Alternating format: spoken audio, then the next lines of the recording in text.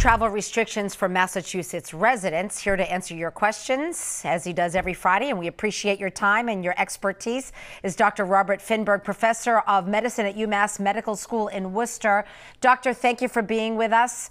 Beginning today, Maine is not going to require a COVID test or a quarantine for visitors from Massachusetts.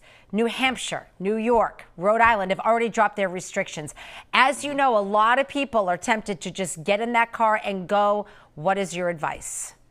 That wouldn't be my advice. Clearly, cases are coming down, and we think the introduction of the vaccines is going to make a difference, but we continue to see over 50,000 cases a day in the U.S. So my advice is, if you need to travel, please be careful about social distancing, continue masking, avoid crowds, wash your hands. If you don't need to travel, I'm hopeful in a few weeks from now, it'll be safer and you might consider waiting. I don't think it's time to let down our guard. I'm hoping we're going to get rid of this virus. So then we all are, for sure. So then I know we'll all know the answer to this next question. Massachusetts, we still have a travel order in place, so people still need to quarantine or get a COVID test when they return to any of these states. You believe that's necessary?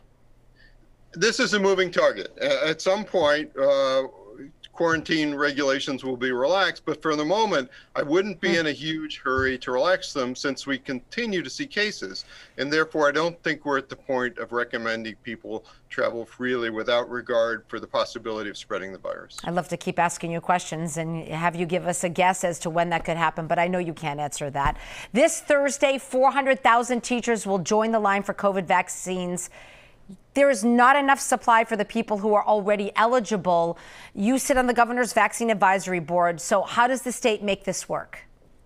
So we are going to continue to prioritize people at high risk for severe disease, people over 65, over 75, multiple comorbid conditions, people, residents and staff of low income and affordable housing, and getting vaccine to communities where the need is greatest. With the addition of a third vaccine, and we're still hoping for more, we should be able to get to those other workers, including the 400,000 teachers, much earlier than we would have otherwise. These people are in group 3 of the vaccine rollout, which is scheduled for later this month. And we've talked about this before. These vaccines can have side effects, mostly by a lot of accounts, minor.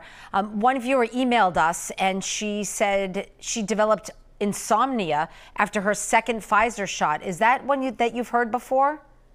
Well, I can't give you specific numbers on insomnia since that wasn't something we specifically looked at. What we did look at and what are common reactions are fatigue and headache. So 50% of people report either fatigue or headache after their second dose of that vaccine.